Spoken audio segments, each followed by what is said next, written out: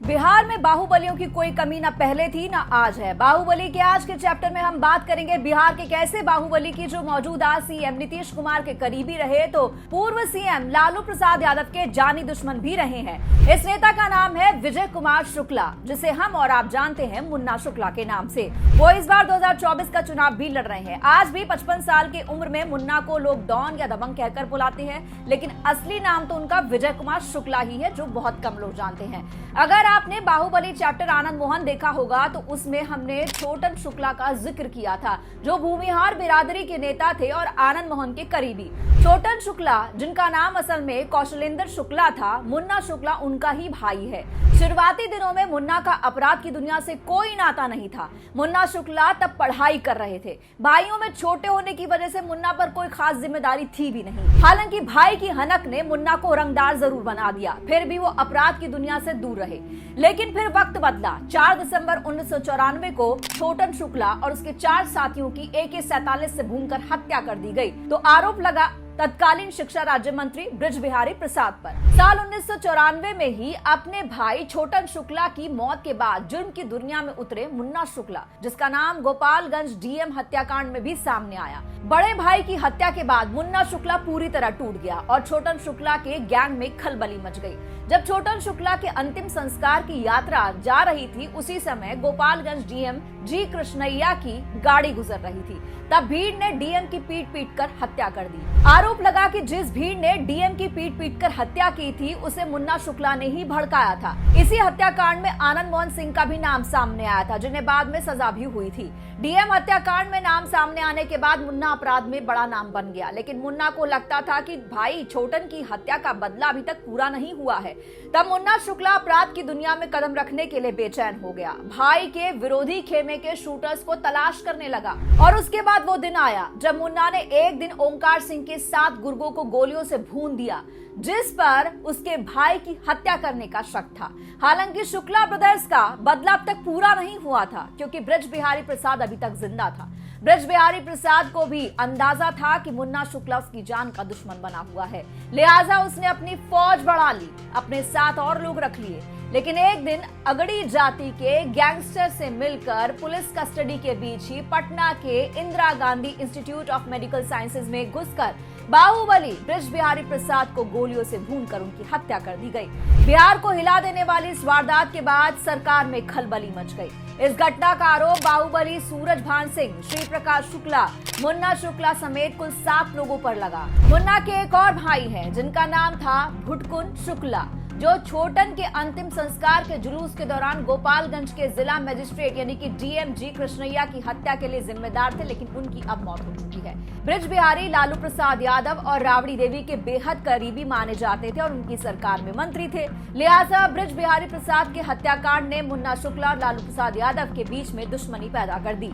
मुन्ना शुक्ला ने साल 1994 से 98 तक ठेकेदारी से खूब पैसा कमाया, लेकिन कई लोगों से उसकी दुश्मनी भी रही। इस घटना के बाद से अपराध की दुनिया में मुन्ना शुक्ला एक बड़ा नाम बन चुका था। हालांकि बृज बिहारी हत्याकांड के सभी आरोपी जेल पहुंच गए, लेकिन गुनाह की दुनिया से पाक साफ निकलने का रास्ता मुन्ना शुक्ला ने ढूंढ लिया, वो भी सियासत के जरिए। और साल 2000 में हाजीपुर जेल में रहते हुए मुन्ना शुक्ला ने लालगंज विधानसभा सीट से निर्दलीय चुनाव लड़ा और जीत हासिल की। वहीं साल 2001 में एक वीडियो सामने आया, जिसमें मुन्ना शुक्ला हाथों में हथियार लिए लड़कियों के साथ नाच रहा था।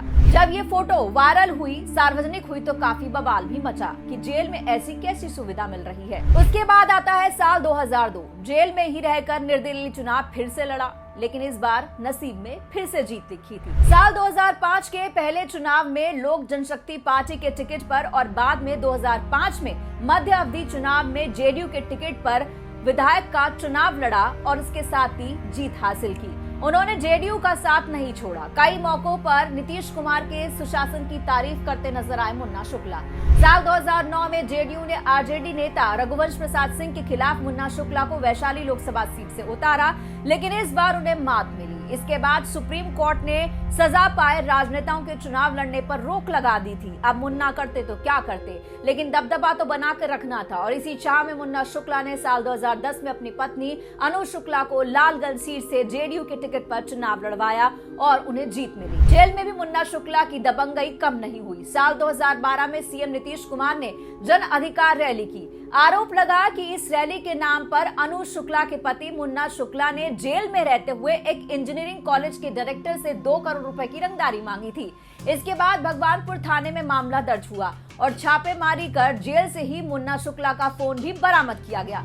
आरजेडी सुप्रीमो लालू प्रसाद यादव ने आरोप लगाया था कि जेडीयू के लोग वसूली में लगे हुए हैं। इसी दौरान मंत्री हत्याकांड में निचली अदालत ने मुन्ना को उम्र कैद की सजा भी सुना दी थी, लेकिन वहीं पटना हाई कोर्ट ने 2014 में मुन्ना शुक्ला को बरी कर दिया।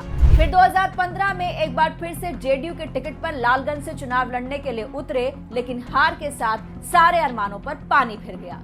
2020 के विधानसभा चुनाव में लालगंज की विधानसभा सीट एनडीए में बीजेपी के खाते में चली गई, जिसके बाद मुन्ना शुक्ला ने निर्दलीय ही चुनाव में अपनी ताल ठोकी, लेकिन इसमें भी सफल नहीं हुए और हार का मुंह देखना पड़ा।